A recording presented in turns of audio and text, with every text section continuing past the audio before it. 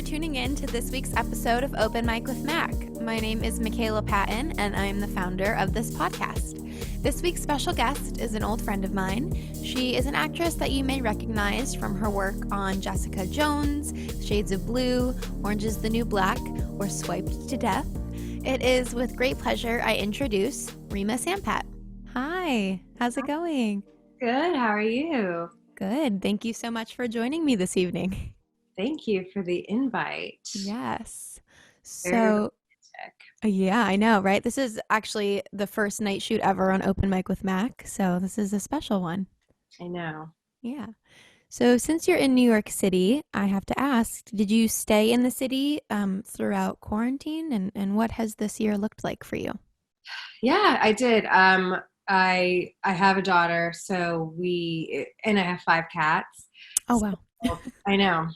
That's actually like really because of the cats. We ended up staying because we couldn't just like get up and leave. So Right. we've been here since the day it all shut down, and we witnessed it all kind of morph from scary, apocalyptic to really rooting for our healthcare workers. And that's kind of faded, sadly, into, kind of normal life again. Yeah. So what was that like? You mentioned your daughter raising a small child during this time. I've only had one other guest that had a child. So what was your experience with that? It was actually, I was actually really into it because I didn't have to work. And so then I could just be with her fully, 24/7, didn't need a babysitter or anything. So I was taking advantage of it. I mean, it happened right in the spring. So the cherry blossoms were like coming out, and we were going to Central Park like every day almost, even though we were still quarantining. But we were still like, getting fresh air. Well, so you have to go outside. I feel like, you can't stay inside forever. Apartment with a toddler, you just can't, you can't stay in. So it was actually really beautiful. But as summer came, like we started getting cabin fever. And so it became difficult, but I think you just have to keep like reinventing the wheel a little bit and like find new things to keep them busy. Yeah, for sure. So, I mean, being in one of the most strict cities in terms of like lockdown and quarantine and whatnot, how did you also manage to stay creative this year? You're an actress and a producer. So, while juggling also being a mom, what did that look like for you? I will say, I think because I was a mom, or I am a mom, I really put all of my creative energy into that. Like I said, I had to keep reinventing things to keep her entertained and educated and things like that. So I actually put a lot of my time into that. The pandemic was a bit debilitating for me as far as like creating any personal projects. I was actually working on one before this all started, and then as soon as this happened, I kind of just like shut down. Yeah. And I actually stopped. I actually didn't want to be creative for myself. And so I felt so ashamed when I'd see other people be like, oh, like I'm finally getting to like do that thing I always wanted to do, write those projects I always wanted to write. And I was like, I feel the opposite. I actually feel like less empowered, and I wanted to just like curl into a ball, honestly, and just like stay in my bed. I'm right there with you. Yeah. So I will say like recently I started, getting back into it again. But I think for me, like watching a lot of stuff also kept me really entertained and kept my mind thinking, and like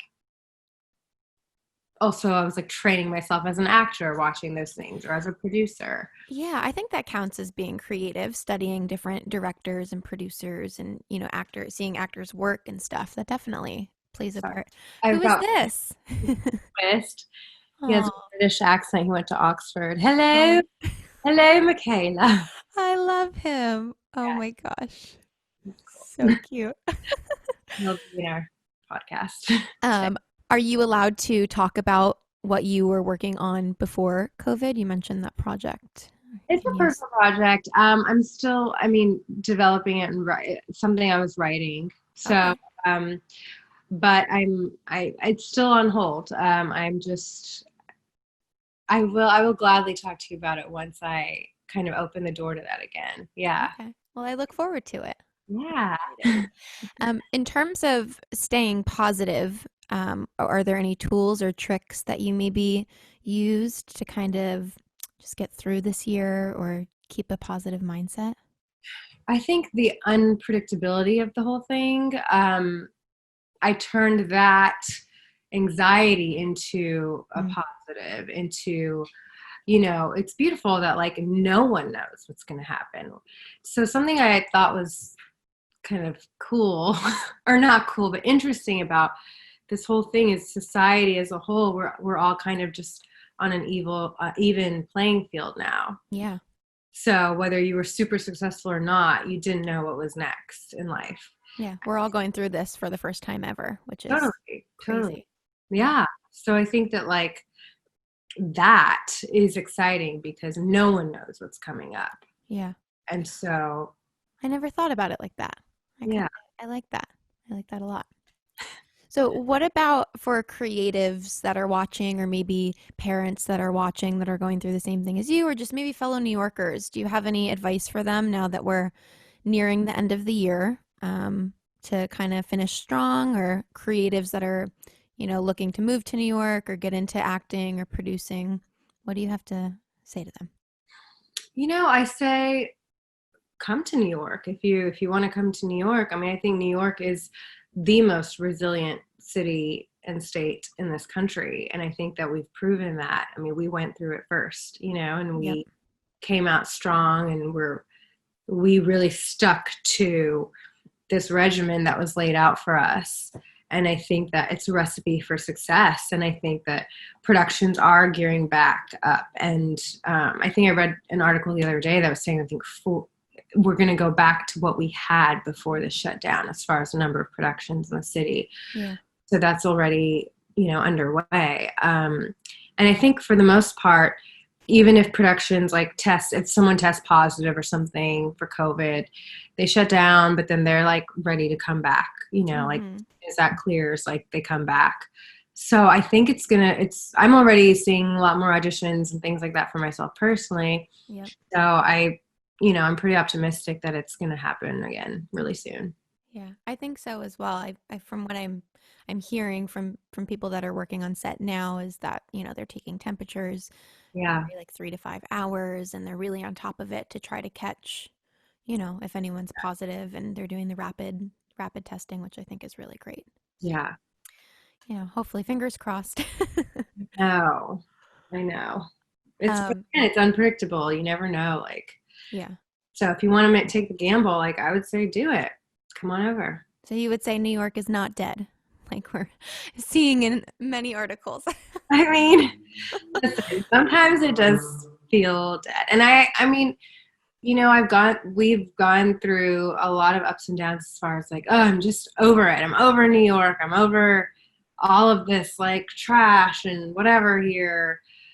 Things started to look a little dumpier, and they, we're like, let's move to the burbs, but I think every New Yorker also has this impulsive decision making in them. And so one day we say that, and then one day we're like, oh, but it's so nice. Yeah, it's a love-hate relationship. I feel like you can never really break up with the city. There's always a part of you that needs it.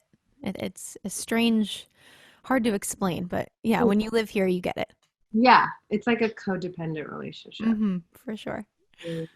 So Reema, where can we support you? Where can we stream your work or watch your acting? Where can we find you? Let's see. When's the last time I acted?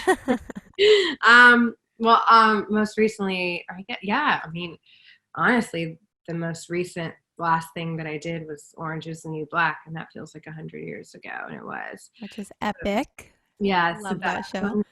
Yeah, it's awesome. I'm so glad I got to do that before all this happened.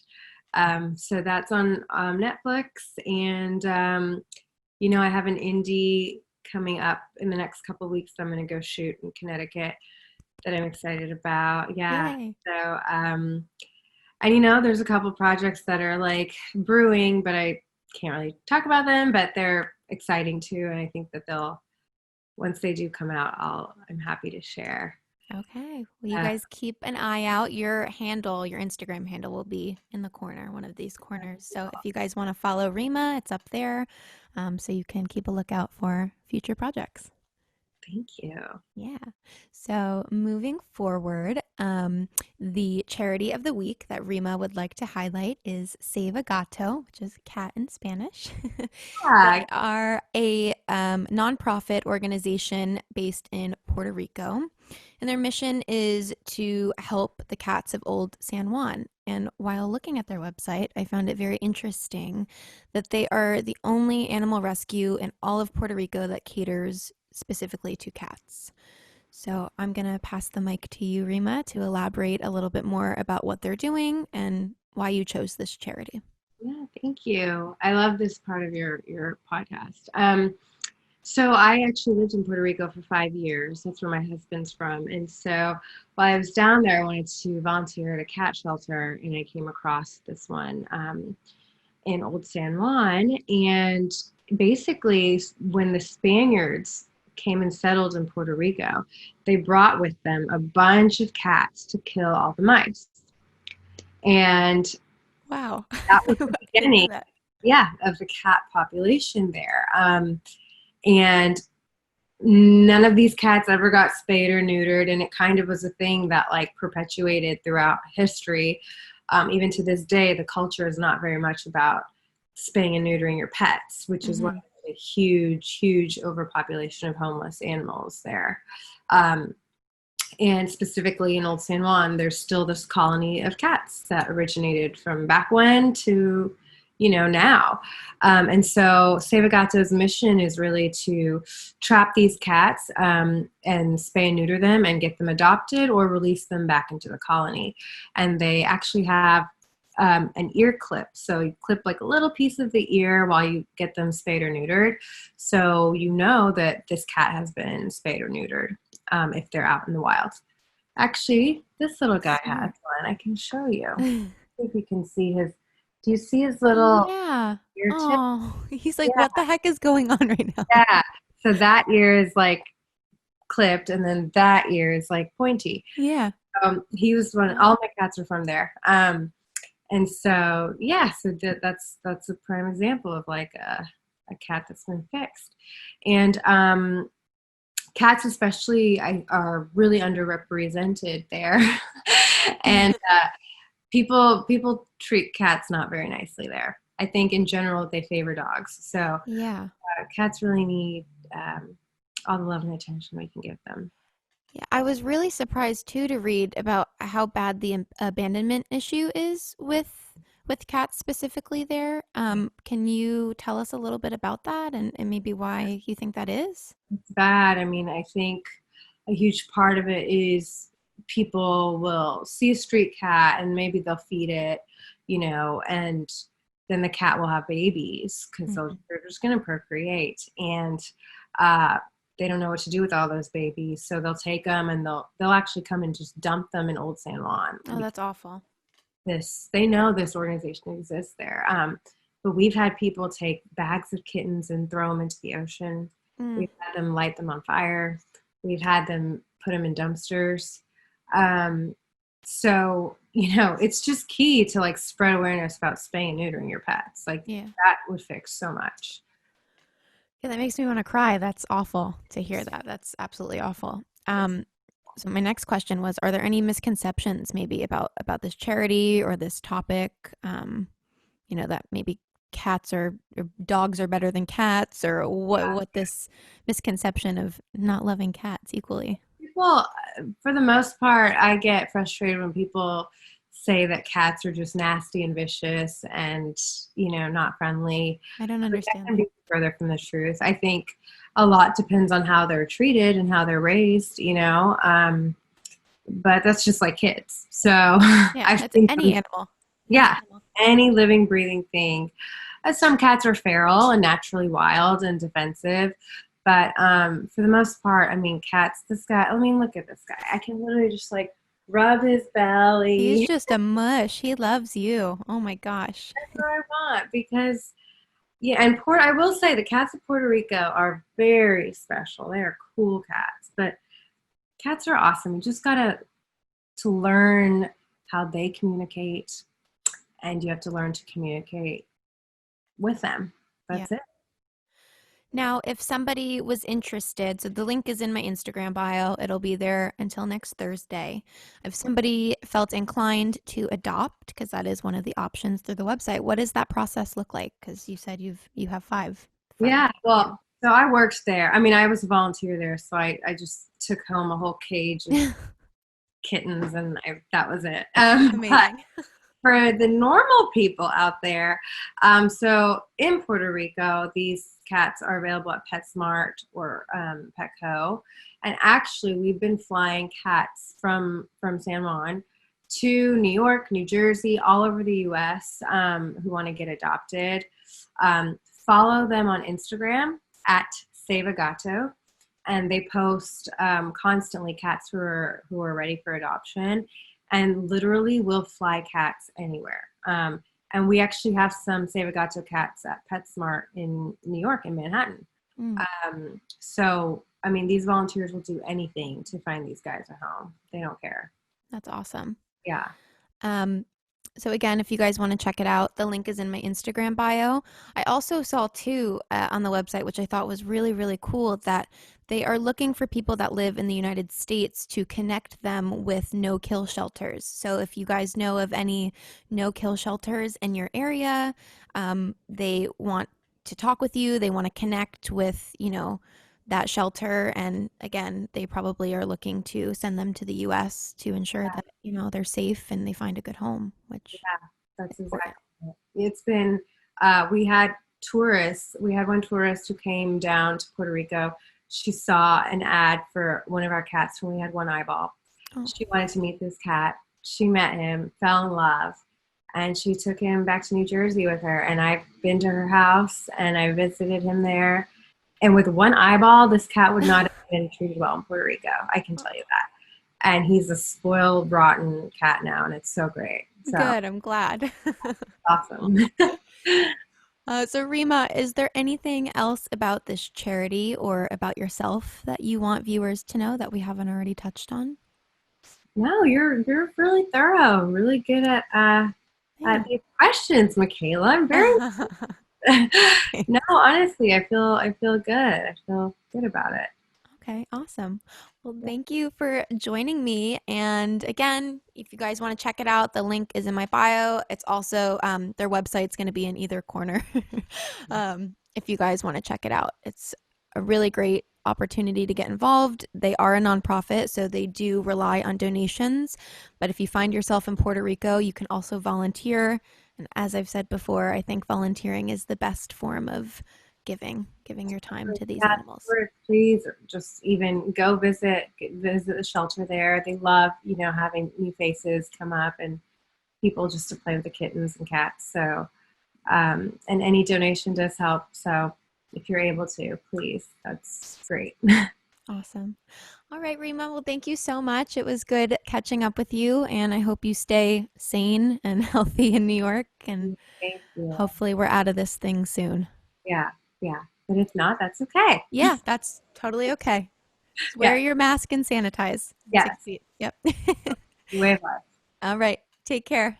Yeah. Bye. Hi, I'm Reema Sampat, and this is Open Mic with Mac.